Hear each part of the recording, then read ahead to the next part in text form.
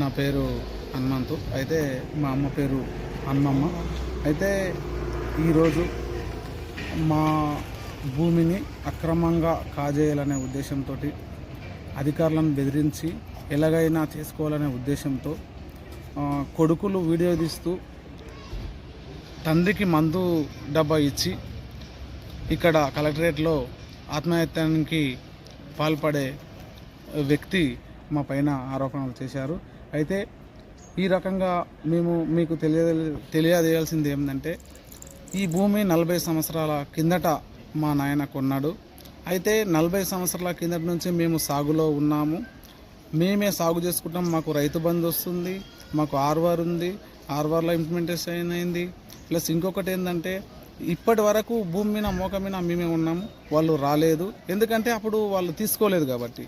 అయితే ఎలాగైనా ఇప్పుడు ఆ భూమిని వాళ్ళకి ఎక్కువ ఉంది, మాకు తక్కువ ఉంది, తీసుకోవాలనే దురుద్దేశంతో నడిపి కనకప్ప, సుధాకర్ వాళ్ళ కొడుకు మేను, ఆయన నరేందర్, అదేవిధంగా వాళ్ళ భార్య శంకరమ్మ ఈ రకంగా అధికారుల పైన ఒత్తిడి ఏ రకంగా బ్లాక్మెయిల్ చేసి భూమిని, మా పేరిట ఉన్న భూమిని వాళ్ళ మీదకి మార్చుకోవాలని చూస్తున్నారు. ఆ రకంగా ఈ రకంగా దొంగ నాటకాలు ఆడి మందుతో అయితే కొడుకు వీడియో తీయడం ఏంటి అంటే దీన్ని బట్టే మనకు స్పష్టంగా అర్థమవుతుంది.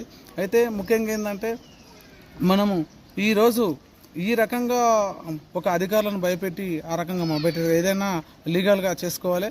ఆ విధంగా అదేవిధంగా ఏంటంటే, ఈరోజు వాళ్ళు చేసిన ఈ సంఘటన అసలు ఎంత యాక్షన్కి ఆ వీడియో చూస్తే మీకు అర్థమవుతుంది. తండ్రి ఆ విధంగా ఉంటే వాళ్ళు వీడియో తీస్తున్నారు ఈ రకంగా అధికారులను మభ్యపెట్టి. అందుకనే మేము కూడా అడిషనల్ కలెక్టర్ గారిని కలవడం జరిగింది.